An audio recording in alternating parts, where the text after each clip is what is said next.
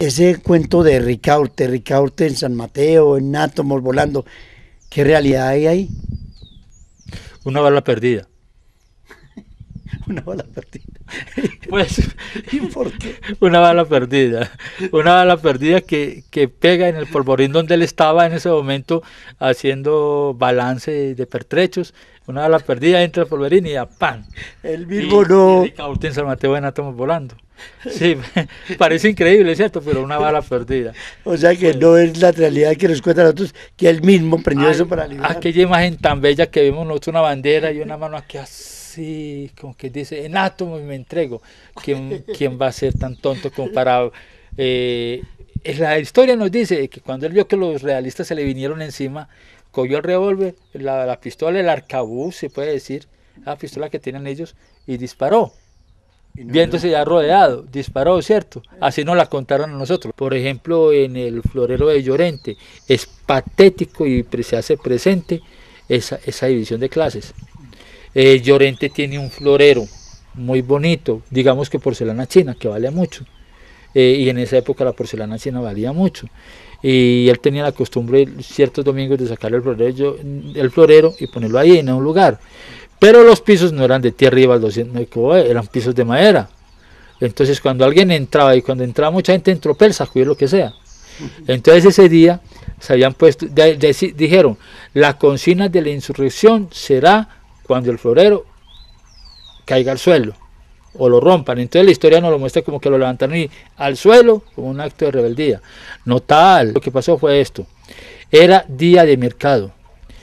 Los pobres tenían que pagar impuesto al cábala, tenían que pagar el impuesto de barlovento, tenían que pagar el impuesto al tabaco, el impuesto al aguardiente, el impuesto a la carne.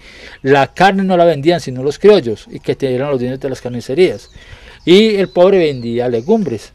Entonces ese día subieron los impuestos de cábala, de barlovento, el impuesto de Consejo de Indias, el impuesto de oidores. Subieron los impuestos y entonces los carniceros, guiados por los criollos, se levantaron, se enojaron y fueron bravísimos allá a la casa de Llorente a decirle, pues ¿cómo se lo cree usted que nos representa a nosotros en las juntas hacer esto? Mire, y entraron pisando duro, porque eran hijos de criollos, y al pisar duro tumbaron el florero y se armó la de San Cristóbal ahí.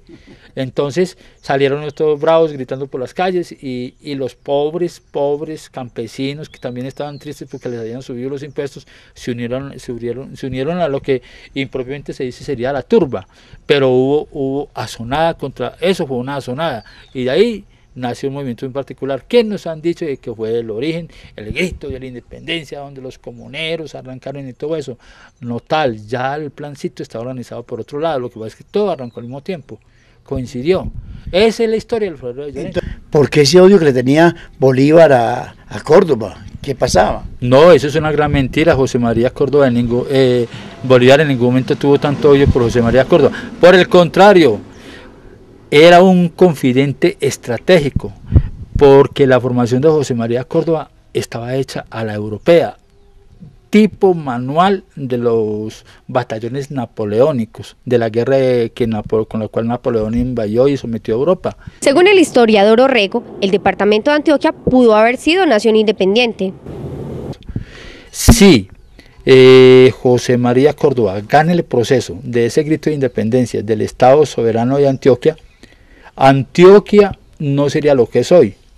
Mire lo que le estoy diciendo, es de mucho calibre. Se van a levantar un montón de esqueletos, yo no sé en dónde, y van a decir anatema. Eso quiere decir de que Antioquia hubiera sido independiente, hubiera sido una nación independiente, porque Antioquia ya tenía un esquema independiente. Y fue precisamente Simón Bolívar quien enseñó a José María Córdoba a leer a Rousseau. Vea, el antecedente, aquí en Río Negro, en el municipio de Río Negro, llegaron 4 personas muy importantes en ese momento en el pensamiento ideológico libertario de lo que hoy es Colombia, y que recibieron clase con Mutis, con el sabio Mutis. Uno de ellos fue el sabio Caldas, y ellos llegaron directamente y recibieron de muchos cómo estaba la cosa en Europa, cómo estaba la Revolución Francesa, las consecuencias, cómo se estaban recuperando las economías, cómo se estaba poniendo en marcha la producción. Bueno, eso es muy importante a nivel de desarrollo, haciendo énfasis en que desarrollo y progreso no son lo mismo. Yo puedo tener aquí, por ejemplo, frente a mí un micrófono que manifiesta lo mejor que hay en tecnología, pero hay otro tipo de micrófono que yo puedo pegar por aquí o en una oreja, o la puedo colocar en un colmillo, y es un micrófono. Entonces uno es desarrollo de las tecnologías, pero ¿en qué contribuye mi progreso personal? Contribuye a las grandes compañías que manejan la tecnología, el progreso económico sobre los que le compran la tecnología. Entonces mire que en ese momento ya José María Córdoba, recién llegado aquí al municipio de Río Negro, que fue donde fue bautizado. Es digno de admirar y resaltar el protagonismo de José María Córdoba en las gestas libertarias. Escuchemos cómo fue la participación en la independencia del Perú. Se encuentra con el general Sucre le dice, vamos a hacer esto, vamos a liberar el Perú. Y entonces siguen adelante, mal vestidos, sin cobijas. Vea, para serle sincero, una réplica del Paso de Pisba, le pasó lo mismo.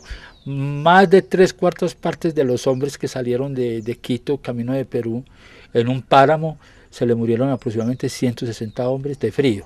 Entonces él no llegó sino con 30 calaveras, escuálidas allá. Cuando llegó al lugar próximo a la batalla, lo alimentaron bien, les dieron ropa, les abolletearon.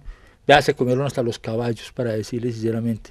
Córdoba pasó otro Pisba, esa es una verdad que no se da a conocer en Colombia, lo que hizo Córdoba. Eso alimenta mucho mi hipótesis de trabajo. Cuando llega allí a la batalla de Ayacucho, ya se distribuyen las tropas.